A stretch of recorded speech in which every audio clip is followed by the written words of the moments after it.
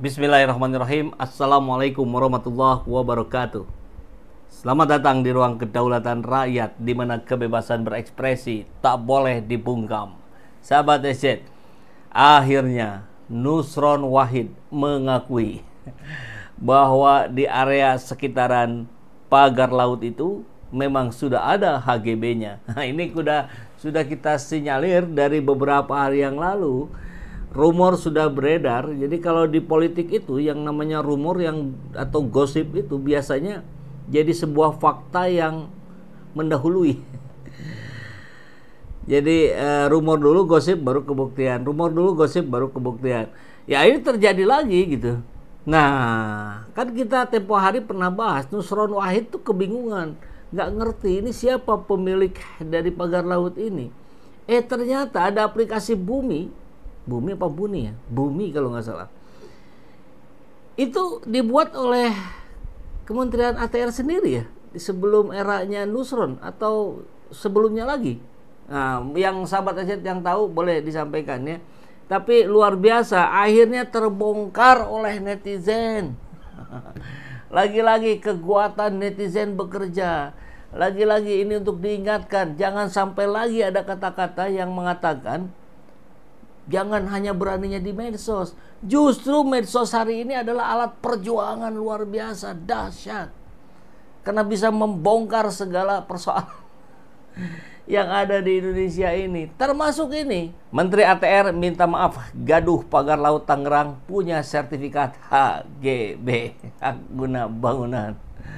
Bahkan ada yang udah SHM. Ngeri kali itu. Nusron minta maaf ke publik atas kegaduhan soal wilayah pagar laut.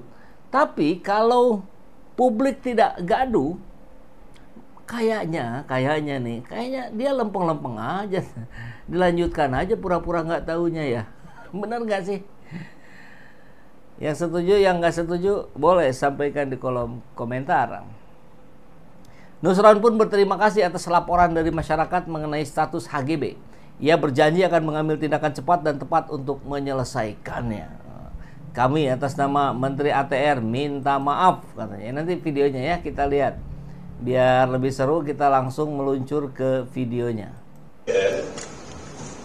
Otoritas dan pimpinan tertinggi di dalam Kementerian ATR BPN menyampaikan apresiasi dan rasa terima kasih sekali kepada publik, kepada netizen, kepada masyarakat umum yang memanfaatkan aplikasi Bumi melakukan cross check dan memfungsikan Bumi untuk mengecek tentang sistem informasi pertanahan. Kami melakukan apresiasi dan kami melakukan terima kasih. Ini menandakan bahwa aplikasi Bumi yang kami siapkan, yang kami adakan memang mempunyai tingkat kemanfaatan yang tinggi dan bisa diakses semua pihak serta transparan, tidak ada yang ditutup-tutupi, dan itu juga menjadi bagian dari salah satu kontrol sosial masyarakat sehingga tidak ada yang bisa keluar dan ada informasi yang ditutupi dari aplikasi Bumi itu tentang keberadaan sertifikat maupun informasi pertanahan lainnya melalui aplikasi tersebut. Poin kedua yang ingin kami sampaikan, kami membenarkan ada sertifikat yang berseliweran di kawasan pagar laut sebagaimana yang muncul di banyak sosmed tersebut. Jumlahnya 263 bidang dalam bentuk SHGB atas nama PT Intan Agung Makmur sebanyak 234 bidang dan atas nama PT Cahaya Inti Sentosa sebanyak 20 bidang. Kemudian atas nama perseorangan sebanyak 9 bidang. Kemudian ada juga SHM, surat hak milik, atas 17 bidang. Jadi berita-berita yang muncul di media maupun di sosmed tentang adanya sertifikat tersebut, setelah kami cek benar adanya, lokasinya pun benar adanya, sesuai dengan aplikasi Bumi, yaitu ada di Desa Kohot, Kecamatan Pakuaji, Kabupaten Tangerang. Jumlahnya tadi sudah saya sampaikan 263 bidang dalam bentuk SHGB, 234 bidang atas nama PT Intan Agung Makmur, 20 bidang atas nama PT Cahaya Inti Sentosa. Kalau saudara-saudara ingin tanya dari mana, siapa pemilik PT tersebut, silakan cek ke AHU, Administrasi Hukum Umum, untuk ngecek di dalam aktenya. Kita cek. Kemudian yang perorangan sebanyak 9 bidang. Kemudian yang berupa SHM sebanyak 17 bidang. Terhadap poin ketiga, terhadap sertifikat baik itu HGB maupun SHM ini, apa yang akan dilakukan oleh Kementerian ATR BPN? Kami hari ini mengutus dan memerintahkan kepada Pak Dirjen SPPN, Pak Firdu, ini orangnya, untuk melakukan koordinasi dan ngecek dengan Badan Informasi Geospasial mengenai masalah garis pantai yang ada di kawasan Desa Kohot tersebut. Apakah sertifikat bidang tersebut berada di dalam garis pantai atau di luar garis pantai? Karena kita harus cek dan kita pastikan. Karena setelah kami cek dokumennya, di dalam proses pengajuan sertifikat tersebut terdapat dokumen-dokumen yang itu terbit tahun 1982. Karena itu kami perlu cek mana batas pantai tahun 82, mana batas pantai tahun 83, 84, sempat hilang sampai dikit. Batas pantai tahun 2024 dan sampai sekarang, untuk mengecek keberadaan apakah lokasi yang dimaksud dalam peta bidang tanah yang tertuang di dalam SHGB maupun SHM tanah tersebut berada di bawah, di dalam garis pantai atau di luar garis pantai. Itu yang poin ketiga. Dan kami minta besok sudah ada hasil, karena itu masalah tidak terlalu sulit untuk dilihat. Jadi garis pantainya mana? Kami tidak mau berspekulasi dulu. Apakah ini dulunya berupa tambak atau berupanya apa? Kami yang punya berhak untuk itu adalah patokannya adalah garis pantai. Kalau itu garis pantai, petanya, informasi geospasialnya sudah terbukti, maka nanti semua akan menjadi jelas mana yang ada di wilayah berada di dalam garis pantai dan mana yang ada di luar garis pantai. Poin keempat, manakala nanti hasil koordinasi dengan BIG terdapat SHGB maupun SHM yang terbukti memang benar-benar berada di luar garis pantai, artinya ya memang itu harusnya Pananu, bukan APL, memang wilayah laut, kemudian di SHGB-kan, disertifikatkan, maka kami tentu akan evaluasi dan tentu akan kami tinjau ulang.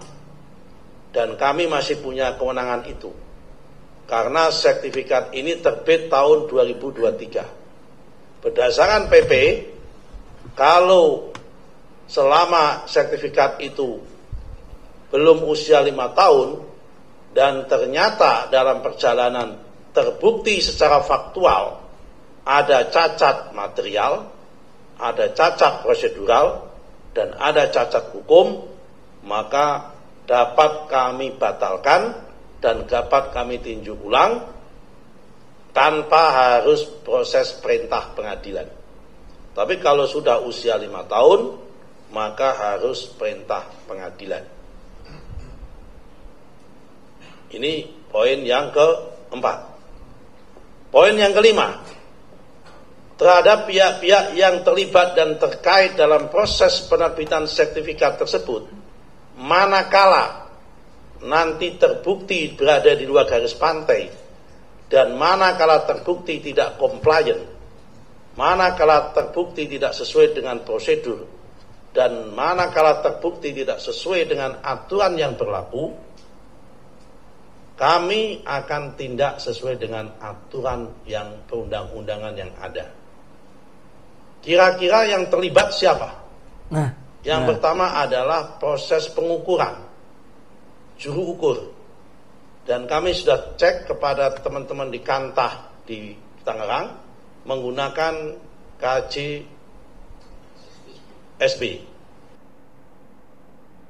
Lupa.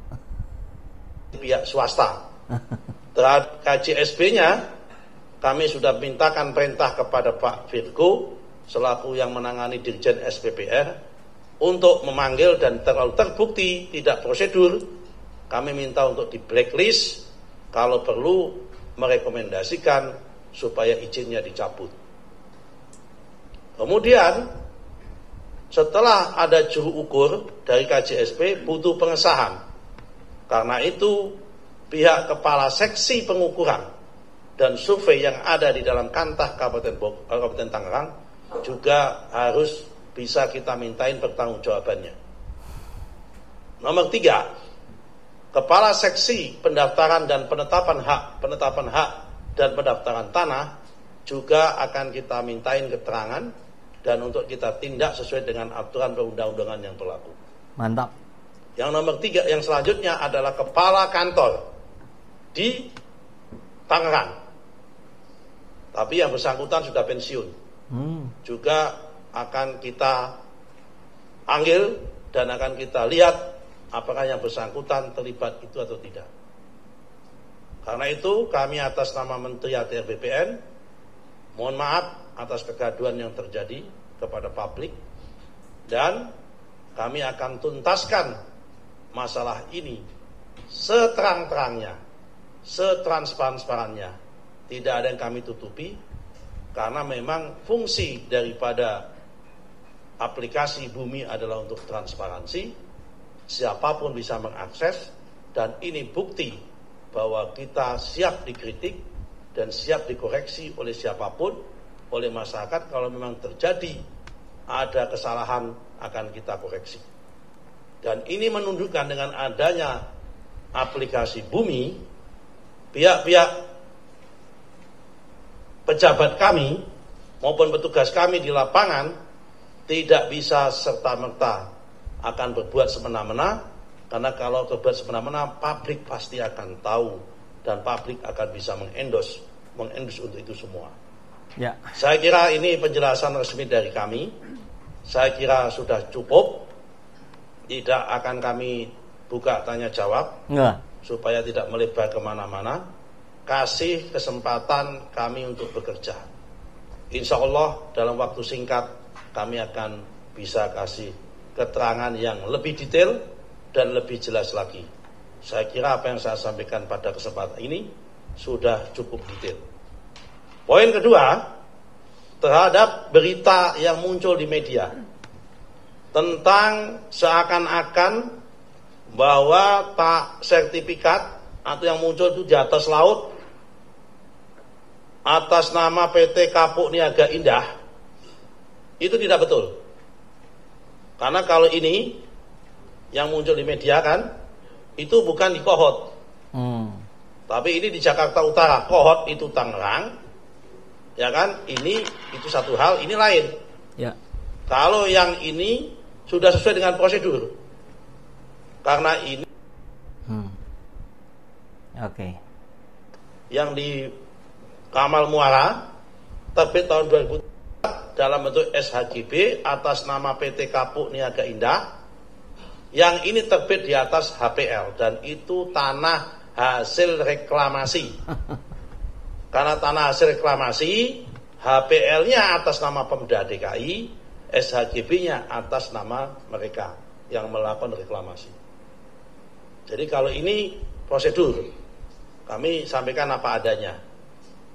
Tapi kalau terhadap yang tadi, poin pertama tadi, sudah kami jelaskan secara lengkap dan secara detail. Saya kira penjelasan kami cukup, supaya tidak simpang siur, supaya jelas, ya kan? Nanti kami akan lakukan tindakan-tindakan dan akan kita lakukan pengecekan-pengecekan sesuai dengan peraturan perundang-undangan yang berlaku. Demikian, Assalamualaikum warahmatullahi wabarakatuh. Waalaikumsalam warahmatullahi wabarakatuh. Jadi ya dia kan politikus banget ini ya, dari Golkar, tahu persis. Kalau dibuka ruang diskusi dengan wartawan nanti memang berbahaya, melebar ke sana ke sini, banyak data yang mungkin belum dipegang oleh Nusron. Jadi nanti jadi gelagapan. Biar nggak gelagapan, ini sudah dihilangkan saja sesi wawancaranya. Itu pandangan saya. Kemudian menarik ketika dia sampaikan minta maaf dan apresiasi. Minta maaf kepada netizen, kepada masyarakat, apresiasi juga kepada netizen dan kepada masyarakat. Karena netizen dan masyarakat inilah, netizen ini kan representasi dari masyarakat secara keseluruhan, yang kemudian membuat, mendesak, mendorong, memviralkan, no viral no justice, kehebohan, kengacauan luar biasa yang dilakukan oleh pemerintahan Jokowi. Ini ngeri juga ini ya. HGB di laut, hak guna bangunan di laut. Bangunan apa di atas laut? Kecuali memang itu memang akan difungsikan untuk reklamasi juga, seperti yang barusan. Ya, diuruk tanahnya kemudian jadi darat baru dibangun. Itulah hak guna bangunan. Kalau sekarang ada HGB di atas laut, ini kata sahabat SJ, nanti sebentar lagi akan ada HGB di atas langit. Luar biasa bukan? Jadi ini gila ini katanya, laut dijual, benar-benar gak punya otak. Barangkali ini pula yang membuat kenapa ibu kota negara harus dipindah ke IKN. Bukan Jakarta akan tenggelam, tapi Jakarta akan semakin mahal. Jakarta akan menjadi kota dunia yang tersohor. Coba bayangkan, laut aja sudah bisa dikeluarkan HGB-nya. Coba, nalarnya gimana ini? Kalau ada HGB, berarti sudah jelas itu akan menjadi tanah. Berarti jelas itu akan direklamasi. Inilah yang dilawan oleh Anies Baswedan ketika menjadi gubernur. Oh, sekarang Anies kemana nggak ngomong? Ya Anies kan tidak punya jabatan hari ini. Kenapa mesti maksa Anies ngomong? Biar saja beliau mau ngomong silakan, nggak ngomong ya silakan.